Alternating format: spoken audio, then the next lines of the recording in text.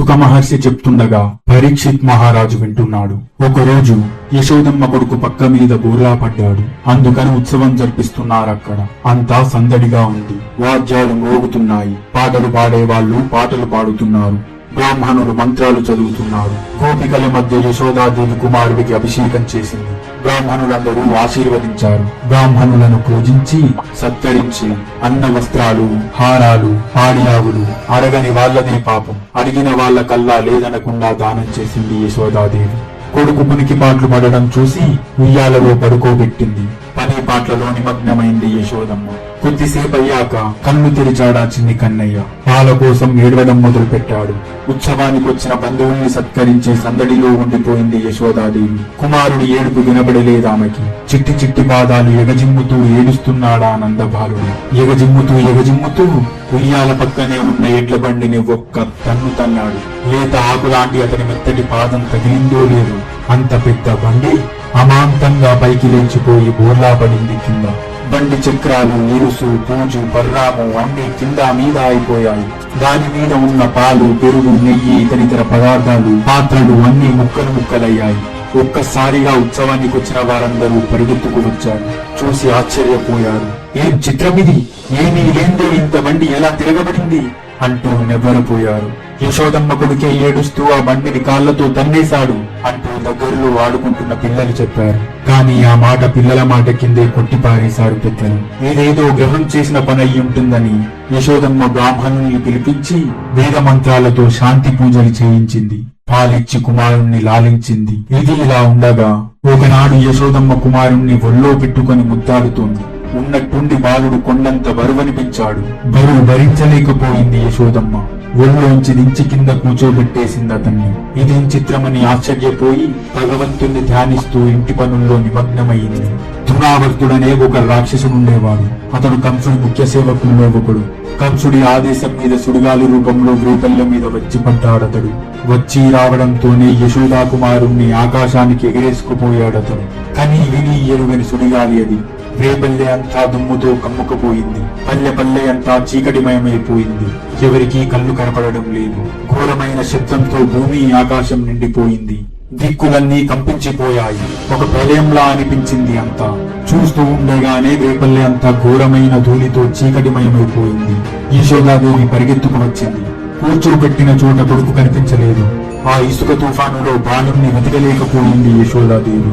ఎటో చూసినా చీకటి ఆవరించి ఉంది. దూడ తప్పిపోయిన ఆవుకలా బావురు మంది. గుండెలు బాదుకుంటూ ఏడ్చి కింద పడిపోయింది యశోదమ్మ. అంతలోనే సుడిగాలి ఆగింది. ధూళి తగ్గింది. యశోదమ్మ ఏడుపు విని గోపికలందరూ పరిగెత్తుకు వచ్చారు. యశోదమ్మ కొడుకు కనపడడం లేదు అనడంతోనే వాళ్ళు కూడా వెక్కి ఏడ్చారు.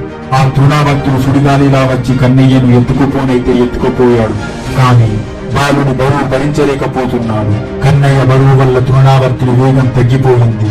ముందుకు సాగలేకపోతున్నాడు. తృణావర్తుడి కంటే బరువుగా ఉన్న బాలుణ్ణి నల్లడి శిఖరమేదో మోస్తున్నట్లనిపించింది అతడికి. అతడి కంట బిగించి పట్టుకున్నాడు ఆ బాలుడు. ఆ అద్భుత బలశాలి అయిన బాలుణ్ణి విడిపించుకోలేక వదిలించుకోలేక నిశ్చేష్టుడైపోయాడు తృణావర్తుడు. అతడి కనుగుడ్లు పైకి వచ్చేశాయి. నోట మాట రావడం లేదు. చివరికి అతడి నిండు ప్రాణాలు ఆ గాలిలోనే కలిసిపోయాయి. ఆకాశం మీదే హరి అనేశాడతడు. తృణావర్తుడి శవం అంత ఎత్తు నుండి యశోదమ్మ కొడుకుతో సహా రేపల్లెలో దివేళ్లు కింద పడిపోయింది. ఏమీ ఎరుగనట్టు ఆ చిన్ని కన్నయ్య అతడి గుండెల మీద కూర్చొని చూస్తున్నాడు. కన్నయ్య కనపడడం లేదు అని గుమ్మిగూడి ఏడుస్తున్న గోపికలు ఆశ్చర్యపోయి తృణావర్తుడి శవం దగ్గరికి పరిగెత్తుకు వచ్చి పిల్లాన్ని తీసుకుని యశోదమ్మకిచ్చాడు. చావు నుండి తప్పించుకు వచ్చాడు కుమారుడు. రాక్షసుడు ఆకాశం మీదికి ఎత్తుకుపోయాడు బాలుణ్ణి. ఆయన బ్రతికి బయటపడ్డాడు అంటూ కళ్ళల్లో నీళ్లు తిప్పుకున్నారు. అతన్ని చూశాక యశోదమ్మకి, నందగోపుడికి అందరికీ పోయిన ప్రాణాలు లేచి వచ్చినట్లయ్యాయి. వాళ్ళ ఆనందానికి అంతం లేకపోయింది. అది అలా గడిచిపోయింది. మళ్ళీ ఒకనాడు కుమారుణ్ణి తొడ మీద కూర్చోబెట్టుకుని ప్రేమగా పాలిస్తుంది యశోదాదేవి. పొట్ట నిండా పాలు పట్టాక పాలు తాగి నిద్రొచ్చి ఆవులించాడు కన్నయ్య. ఒక్కసారిగా అతడి నోట్లో ఆకాశము, నక్షత్రాలు, గ్రహాలు, సముద్రాలు, దీవులు, అడవులు, చరాచర ప్రాణికోటి కనిపించాయి యశోదమ్మకి. కొడుకు నోట్లో మహావిశ్వం చూసి నిలువునా వణికిపోయింది యశోదమ్మ. ఆమె ఆశ్చర్యానికి అంతులేకపోయింది.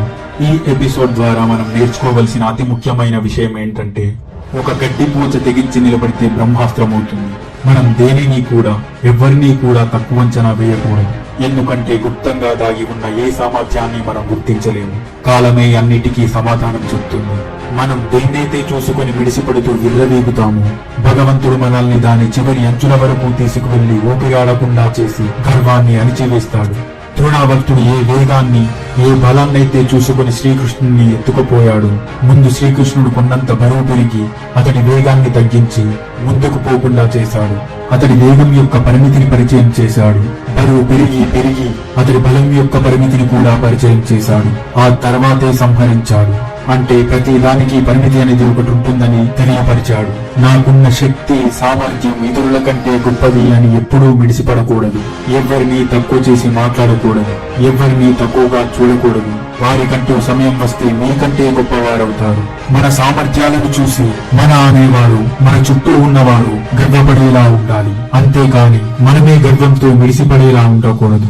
ఓకే ఫ్రెండ్స్, ఇంతటితో ఈ ఎపిసోడ్ పూర్తయింది. మిత్రులందరికీ నా విన్నపం ఒకటే, ఈ కృష్ణావతారం సిరీస్ ని కంటిన్యూ చేయాలి అని మనస్ఫూర్తిగా కోరుకునేవారు తప్పకుండా వీడియోని లైక్ చేసి ఒక నలుగురికైనా షేర్ చేస్తారని ఆశిస్తున్నాను. అలాగే తప్పకుండా సబ్స్క్రైబ్ చేసుకుని పక్కనే ఉన్న బెల్ ఐకాన్ ని ప్రెస్ చేసి ఆల్ అనే ఆప్షన్ ని ఎనబుల్ చేయడం ద్వారా నేను మీకోసం అప్లోడ్ చేసే ప్రతి ఒక్క వీడియోని మిస్ అవ్వకుండా చూడగలుగుతారు. నేను మీ రంజిత్ సిహెచ్. మళ్ళీ నెక్స్ట్ ఎపిసోడ్ లో కలుసుకుందాం. Until then, bye bye.